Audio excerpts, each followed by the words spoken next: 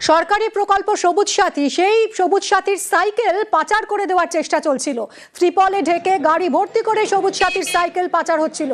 আর সেই রকমই একটা গাড়ি আটক করলো গ্রামবাসীরা। ফাঁসি দেওয়ার বাংলা বিহার সীমান্তে গাড়ি আটক করলেন গ্রামবাসীরা। কথা বলবো বিশ্বজিতের সঙ্গে। বিশ্বজিৎ, কিভাবে এই বিহারে যে পাচার করে দেওয়া হচ্ছিল সাইকেল, সেই ছক বানচাল করলেন গ্রামবাসীরা? দেখো, এলাকার মধ্য দিয়ে একবারে কালো ত্রিপাল ঢেকে যাচ্ছে একটি গাড়ি, এবং যেটি দেখে মনে হচ্ছে যে সাইকেল রয়েছে।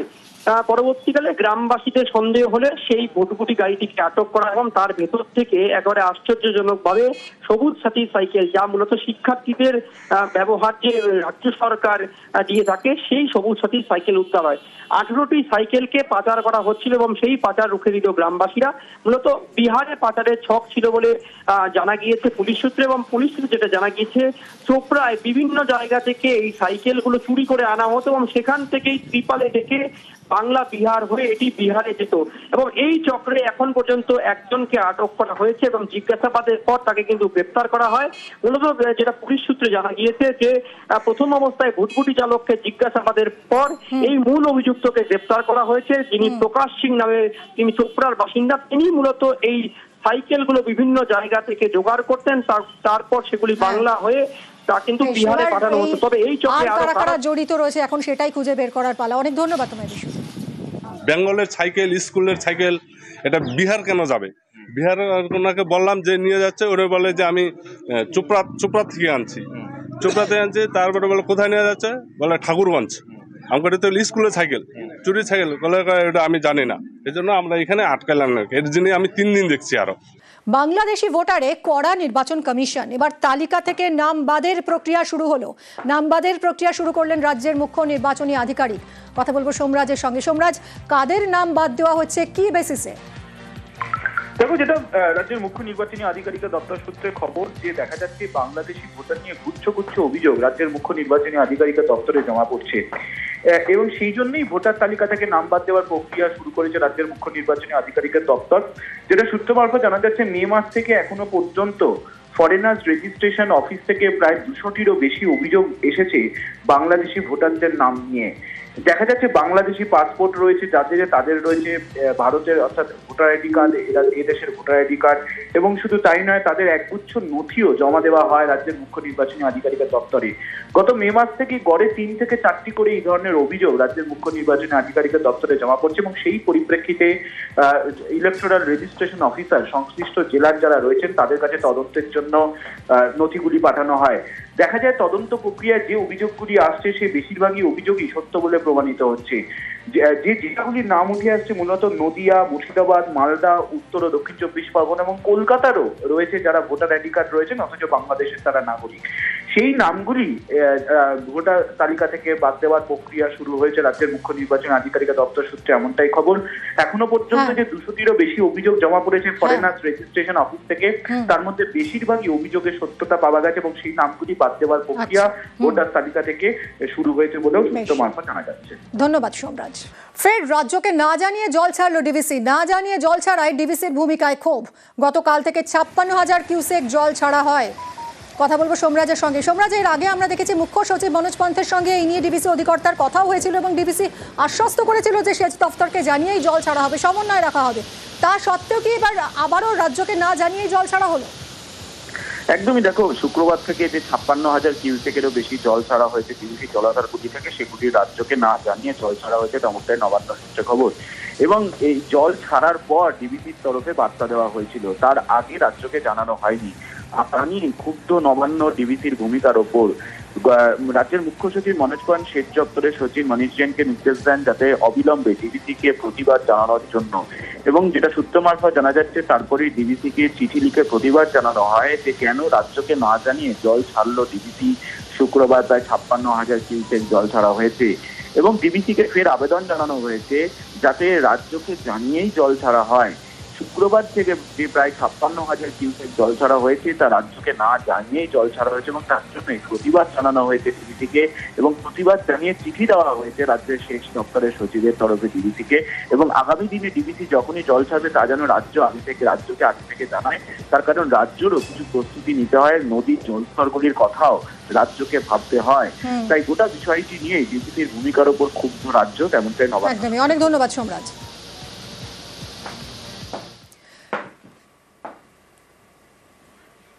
রাজ্যকে না জানিয়ে জল ছেড়েছে ডিভিসি, যার জেরে দক্ষিণবঙ্গের একাধিক এলাকা প্লাবিত। প্লাবন পরিস্থিতি ঘাটালে বাড়ছে শিলাবতী ও ঝুমি নদীর জল। জলমগ্ন 13টি ওয়ার্ড, 6টি গ্রাম পঞ্চায়েত। জল থই থই স্কুল, আইসিডিএস, প্রাথমিক স্বাস্থ্য কেন্দ্র। কথা বলবো সুকান্তর সঙ্গে। সুকান্ত, কি পরিস্থিতি? দেখো, ঘাটালের বন্যা পরিস্থিতির অবনতি, অর্থাৎ ধীরে গতিতে কিন্তু জল বাড়ছে। এখনো পর্যন্ত ঘাটাল পৌর এলাকার 13টি ওয়ার্ড এবং ঘাটাল ব্লকের 6টি গ্রাম পঞ্চায়েত এলাকা কিন্তু প্লাবিত। ডুবে রয়েছে রাস্তাঘাট, চলছে নৌকোডিঙি। প্রশাসন কিন্তু তৎপর রয়েছে, এলাকায় এলাকায় মেডিকেল ক্যাম্প করা হচ্ছে, কারণ বেশ কিছু উপস্বাস্থ্য কেন্দ্র জলে ডুবে রয়েছে এবং এই বন্যার ফলে যে সংক্রমণের রোগ ধরতে পারে তার জন্য কিন্তু এলাকায় এলাকায় মেডিকেল ক্যাম্প খোলা হয়েছে এবং জলেরও ব্যবস্থা করা হয়েছে। এক কথায় ঘাটাল কিন্তু সম্পূর্ণভাবে শহর এবং গ্রামীণ এলাকা প্লাবিত এবং জল আরো বাড়ছে। ধন্যবাদ সুকান্ত।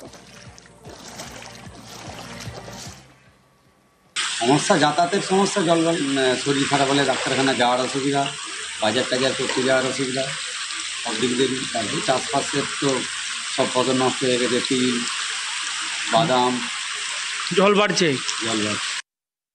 ঘাটাল আবারও বন্যায় প্লাবিত। তবে গতবারে যে হড়কাঁপান এসেছিল, হঠাৎ করে আমরা ডুবে গেছিলাম। এবারে পরিস্থিতিটা আলাদা, আস্তে আস্তে জল বাড়ছে। কিন্তু এই পরিস্থিতিতেও ঘাটালের প্রায় 6টি অঞ্চল অর্ধেক করে প্রায় জলের তলায়। অনেক রাস্তাঘাট ডুবে গেছে, স্কুল অনেকগুলো ডুবে গেছে, আইসিডিএস সেন্টার ডুবে গেছে। বিদ্যালয়ের ছাত্রছাত্রীদের ভীষণ অসুবিধা হচ্ছে। আমাদের রিলিফ মেটেরিয়ালসের কোনো অভাব নেই, কিন্তু স্কুলের ছাত্রছাত্রীদের কিছুটা অসুবিধা হচ্ছে। ভেসে যাওয়া ষাঁড় উদ্ধারে নদীতে ঝাঁপ। সুবর্ণরেখায় ভেসে যাওয়া ষাঁড়কে উদ্ধার। ঝুঁকি নিয়েই নদীতে ঝাঁপ ঝাড়গ্রামের 2 বাসিন্দার। দেখুন সেই ছবি। ষাঁড়টি এখন সুস্থ রয়েছে বলেই স্থানীয় সূত্রে খবর।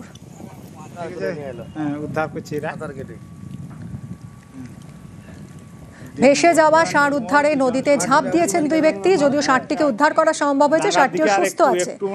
সুবর্ণরেখায় ভেসে যাচ্ছিল এই ষাঁড়।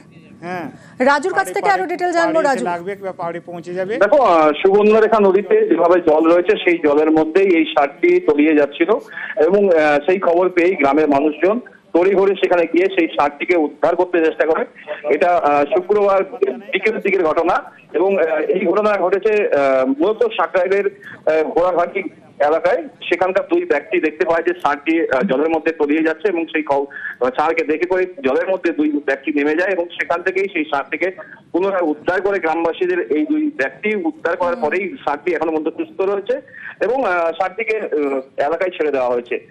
মানুষের এই তৎপরতা দেখে খুশি এলাকার মানুষজন এবং পুলিশ প্রশাসন ঘটনাস্থলে পৌঁছায় এবং পরিস্থিতি দেখে যে আরো কোনো কিছু না ঘটে যায় মানুষের, তার জন্য পুলিশ সেখানে গেছিল গোটা বিষয়। বসিরহাটের গ্রামে জমা জলের যন্ত্রণা। জলমগ্ন বসিরহাটের চকফারসাদপুর দাসপাড়া। যাতায়াতে কলা গাছ কেটে তৈরি ভেলাই ভরসা। জমা জলে বাড়ছে সাপের উপদ্রব। বেহাল নিকাশি নালাতেই দুর্ভোগ বলে অভিযোগ। স্থায়ী সমাধানের দাবি জানাচ্ছেন স্থানীয়রা। অনুপমের থেকে আরো পরিস্থিতি জানবো। অনুপম,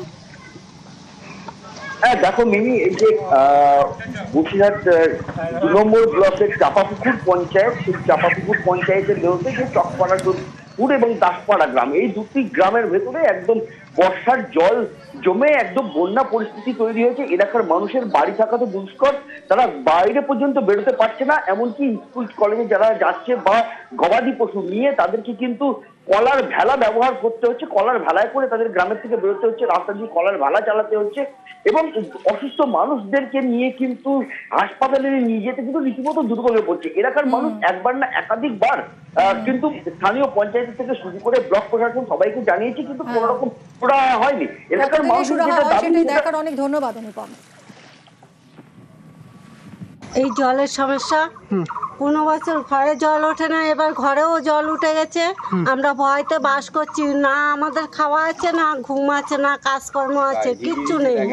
আমাদের সব শেষ হয়ে গেছে এই জলের জন্য। ভেলায় করে যেতে হচ্ছে, জল আনতে হচ্ছে, বাচ্চাদের স্কুল নিয়ে যেতে হচ্ছে, বাচ্চারা ভয় পাচ্ছে, আতঙ্কে আছি তো। ঘরে চারপাশে জল থই থই করছে হাঁটুর উপর অব্দি, আমাদের হাঁটুর উপর অব্দি। পঞ্চায়েতগতভাবে ব্যবস্থা বলতে আমরা ডিএম কে জানানো হয়েছে, এটা নিয়ে চলছে সেই 6 মাস ধরেই। একটা সবুজ সংকেত এসছে, একটা ক্যানেল খুব শীঘ্রই চালু হয়ে যাবে কাজটা, তাতে মনে হয় সবাই উপকৃত হবে।